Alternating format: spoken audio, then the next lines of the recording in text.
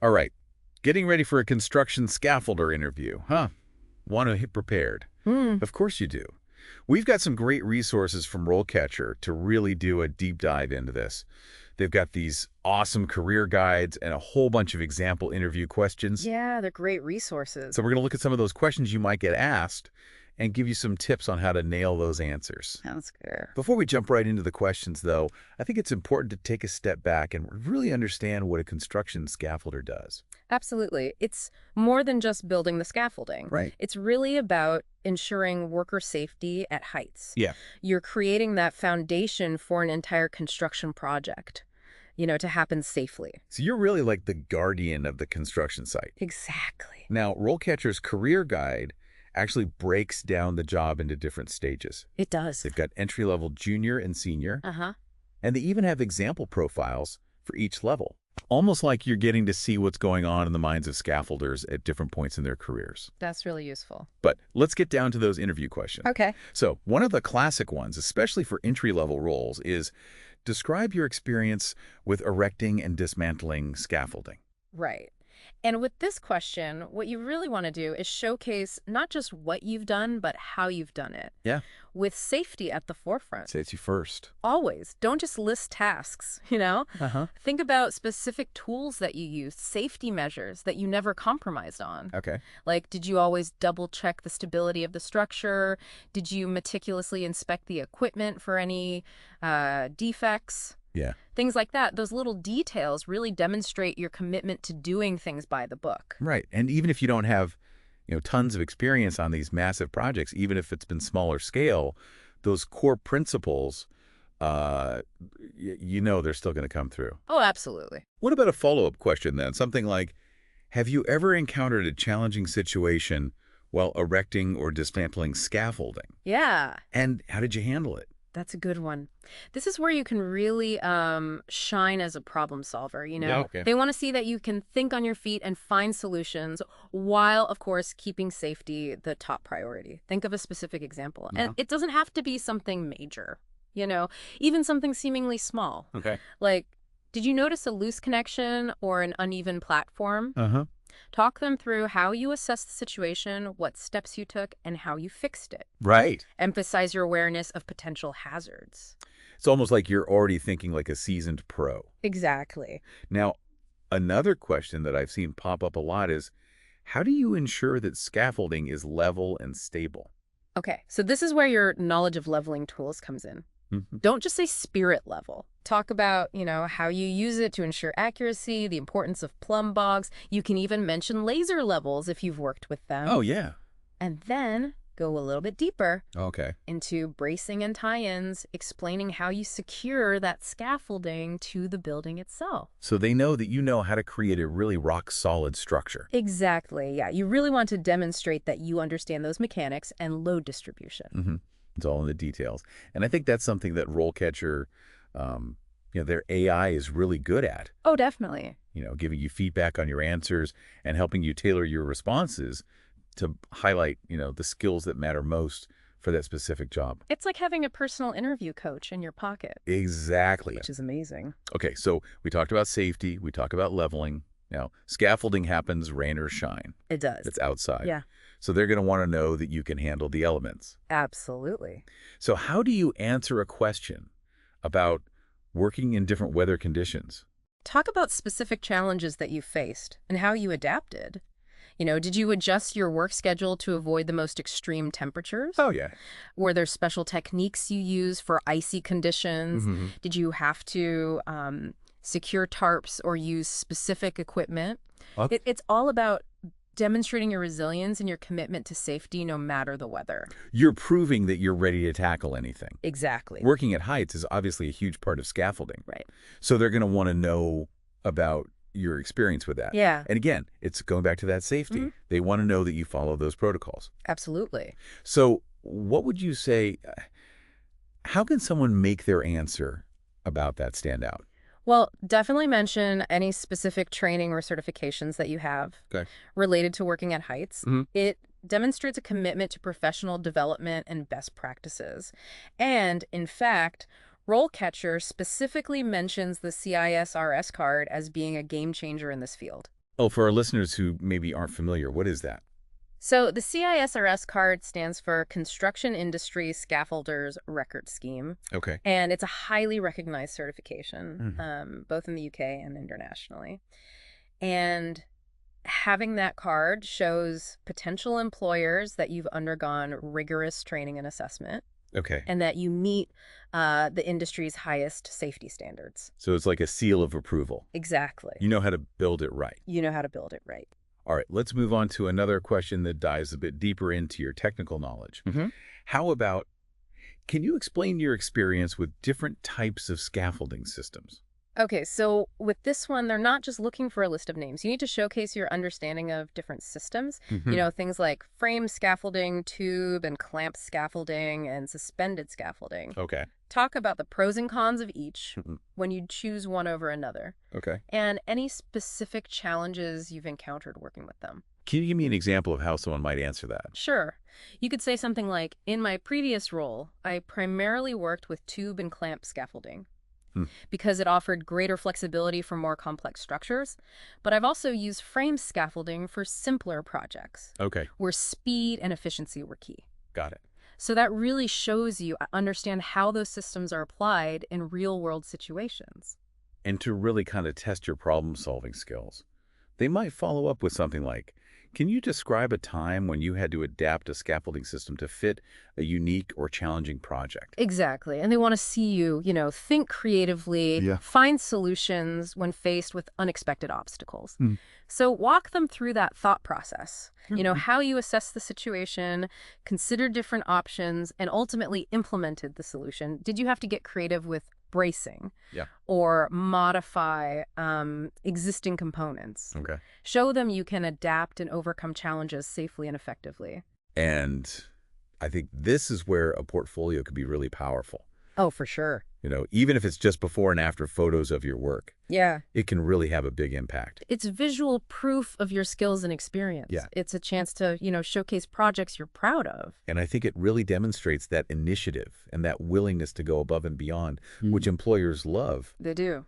Now, before we wrap up this part of our deep dive, I do want to touch on something that RoleCatcher emphasizes, and that is building a strong profile on their platform. Yes, and this is where the power of their AI really comes in. Okay. It analyzes job descriptions, helps you tailor your CV and your cover letter to highlight the most relevant skills and experience. Mhm. And then you can practice your interview answers, get feedback, all specific to the role that you're applying for. It's like having a personal career coach. It really is. It takes the guesswork out of the job search process, and it helps you put your best foot forward. And stand out from the competition. Yes. We've covered a lot of ground here, but we've got even more to dive into. We'll be right back.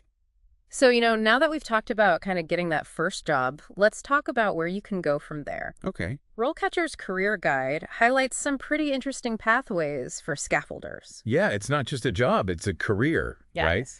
With real growth potential. Absolutely. What kind of advancements are we talking about? So as you gain experience, you could move into supervisory roles or even management. Okay. You could specialize in a particular niche area of scaffolding, Okay. maybe focusing on complex structures or restoration projects. Oh, wow. You could even start your own scaffolding business. Wow. So it's not just, one size fits all. Of it all. There are a lot of different directions you can go. Exactly. What role does continuing education play in all this? It's crucial, staying updated on new technologies, safety regulations, and industry best practices. It can really open up doors to new opportunities and really boost your earning potential. Okay. And RoleCatcher specifically mentions the Construction Skills Certification Scheme, or CSCS card, as being pretty much essential for advancement in the UK. So for those of our listeners who are working in the UK, can you explain what that is? Sure. So the CSCS card is essentially a requirement for many construction sites in the UK. Okay. And it basically proves that you have the necessary health and safety knowledge to work on site. Okay. So it's not just about your scaffolding skills. No. It's about kind of having that broader understanding of construction site safety. Exactly. Which makes perfect sense. It does. All right, let's dive back into those interview questions. Okay. One that I've seen come up, especially from more experienced roles, is, can you describe your experience with rigging and hoisting equipment? Okay, so this is where you can really showcase your technical expertise. Scaffolding often involves lifting heavy materials, Right. which of course requires knowledge of safe rigging and hoisting techniques. Absolutely. Talk about the types of equipment you've used, Hmm. chain hoists, come-alongs, winches, and explain how you ensure that those loads are secured and balanced. So it's really about emphasizing those safety protocols, Always. Yeah. especially when you're dealing with such heavy loads, high in the air. Mm-hmm. What's a good example of how someone might answer that question? You could say something like, before every lift, I always double-check the rigging, inspect the equipment for any defects, Okay. and make absolutely sure the load is within the safe working load limit. So you're showing them that you really get it. You understand, why we do what we do. Exactly. Okay, so if you're going for a role that has those supervisory responsibilities or management responsibilities, they might ask, can you describe your experience with working on large-scale construction projects? Mm, And if you've got it, this is your chance to shine. yeah.